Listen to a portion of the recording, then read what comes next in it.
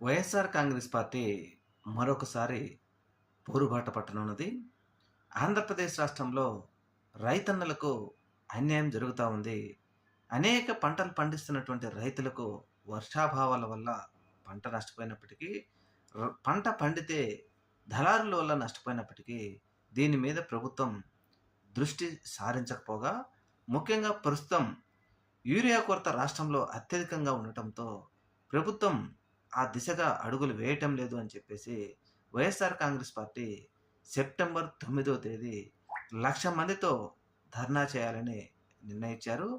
మరి దీని మీద ప్రభుత్వం ఏ విధంగా స్పందిస్తుంది? ఎందుకంటే జగన్మోహన్ రెడ్డి గారు ఏదైనా పోరుబాట పడుతున్నారు అంటే ఎంబడే వెడవడిగా ఏదో చిన్న చిన్న పనులు సర్ది చెప్పడము, సరిపెట్టడము ఈ ప్రభుత్వానికి తెలుసు కాబట్టి మరి వైఎస్ఆర్ కాంగ్రెస్ పార్టీ 9వ తేదీన చేపట్టే అన్నదాత పోరుబాట మీద ప్రభుత్వం ఏ విధంగా స్పందిస్తుందో చూడాలి.